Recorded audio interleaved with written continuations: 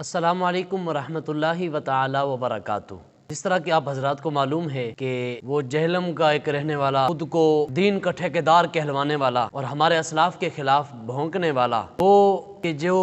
ایک بند کمرے میں، بند ہال میں بیٹھ کر بڑے بڑے دعوے کرنے والا شخص، جس کا رد کرنے کے لیے ایک معتبر عالم دین مفتی محمد حنیف قریشی صاحب کو، جو اینکر ہیں اور آپ تمام حضرات ان کو دیکھتے رہتے ہیں، اویس ربانی صاحب، انہوں نے منتخب کیا اور 26 نومبر کو مناظرہ منتخب ہوا تھا، جو کہ جہلم پہنچ چکے ہیں اور پہنچ کر وہاں پر وہ اسے بلا رہے ہیں، مگر وہ کہیں بھی نظر نہیں آ رہا۔ اب اسے ذرا سوچنا چاہیے تھا، وہ تو کہتا ہے قیامت تک ٹائم ہے،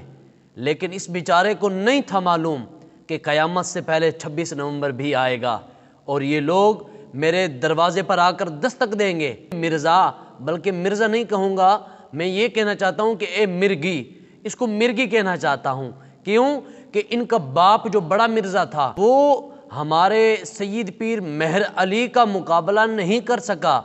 تو یہ چھوٹی سی مرگی یہ مفتی حنیف قریشی صاحب کا مقابلہ کیسے کر سکتا ہے؟ یہ بند کمرے میں بڑے بڑے دعوے کرنے والا اور بڑے بڑے علماء کو بھونکنے والا، اولیاء کرام کے خلاف بکواسات کرنے والا شخص اب کہاں چھپ بیٹھے؟ حضرت صاحب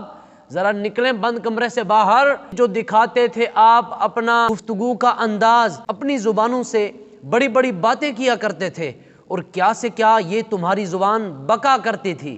وہ کہاں گئے تمہارے دعوے؟ وہ کہاں گئے؟ نہ میں علمی، نہ میں کبابی، میں ہوں علمی کتابی، یہ والے الفاظ آپ کے کہاں گئے؟ آپ تو علمی کتابی ہیں، دلائل کی دنیا کے بادشاہ ہیں، تو پھر آتے میدان میں اور آ کر پھر کرتے مقابلہ، تو دودھ کا دودھ، پانی کا پانی ہو جانا تھا اور پتہ چل جانا تھا کہ کون حق پر ہے، کون نہ حق پر ہے۔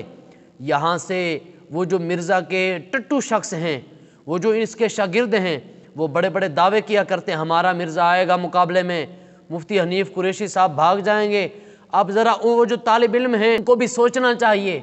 کہ کون سے تم استاد کے دامن کو تھام بیٹھے ہو۔ اس طرح کی بھی استاد بنائے جاتے ہیں، اس طرح کے استاد کے جو ناحق اور گمراہ لوگوں کو کریں، لوگوں کو اپنا قائل بنا کر سامنے کیمرہ لگا کر بند کمرے میں انسان تو بہت کچھ کر سکتا ہے، لیکن میدان عمل میں آ کر ایک ناحق جو شے ہوتی ہے وہ کبھی بھی حق چیز کا مقابلہ نہیں کر سکتی۔ میں شکریہ ادا کرتا ہوں محترم جناب اویس ربانی صاحب کہ جنہوں نے اس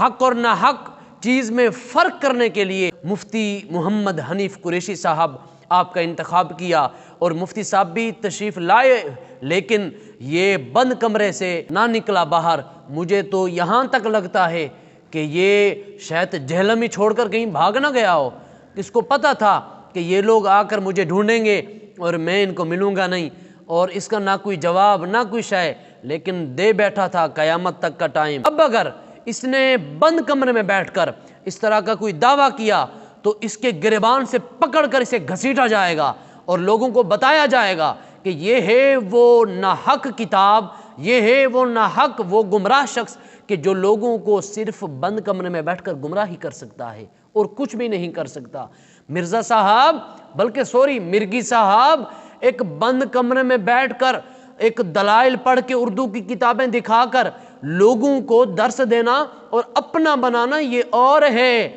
میدان میں آ کر حق کا مقابلہ کرنا یہ اور ہے۔ اگر آپ خود کو حق مانتے ہیں تو پھر کیوں نہیں آتے آپ میدان میں؟ تو اویس ربانی صاحب نے کہا تھا، بس بات ہی ختم، کچھ نہیں کہنا چاہتا، کہ مرنے سے پہلے اے مسلمان کر لے اس بات پہ غور کہ کمرے کی فضا اور ہے، مناظرے کی فضا اور۔